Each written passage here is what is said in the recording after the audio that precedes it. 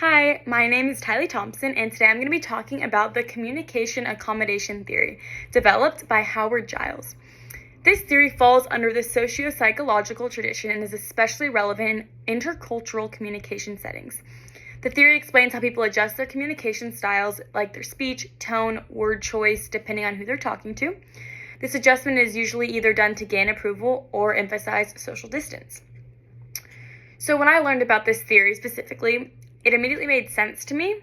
I've noticed this behavior in my own life, my friends' lives, my family's lives, other people's lives, just in general. When I speak more formally around professors, my family, my parents versus my siblings, professors versus my friends, there's so many situations where you speak differently to certain people, even if you're in the same setting. I notice in intercultural situations, when you're talking to someone, for example, whose first language isn't English. For example, I've been to a couple places out of the country and their first language isn't mine, so they accommodate to me and I accommodate to them back, So it goes both ways. We both can speak with easier vocabulary words in a different tone, slow down your speech, just try to work together to be able to communicate, which I think that's just a great thing. So this theory helps explain why we do that.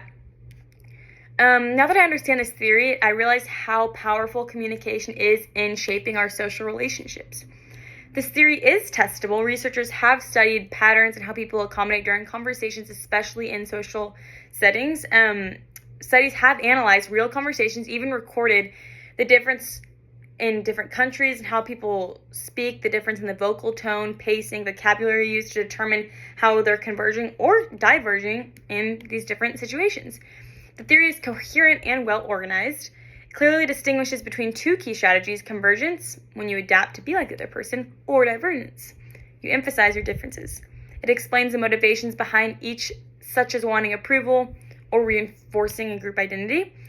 Is the theory economical? Yes, the theory is relatively simple. It explains a wide range of communication behaviors, and it doesn't overcomplicate, which makes it easy to apply in real life. Does it help explain phenomena? Definitely. It helps us understand why misunderstandings happen, especially in intercultural settings like I talked about before. For example, if someone feels like their identity is being ignored, they might diverge instead of converge. That can lead to conflict or tension. It also explains why people sometimes feel more connected when someone adapts their communication to match theirs. This can be seen as like a respect sign, or solidarity.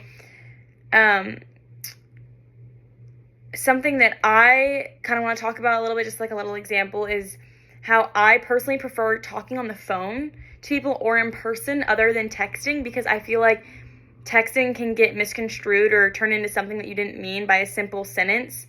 Other than, when you're speaking to someone in person, you can really see what they're trying to mean, their demeanor. I think it's a much better way of communication in person on the phone than texting. That's what my personal opinion, but I think it makes a big difference in communicating. So in conclusion, communication accommodation theory gives us a useful lens to understand how and why people change their communication. Whether we're trying to fit in or stand out, the way we talk plays a huge role in how others see us.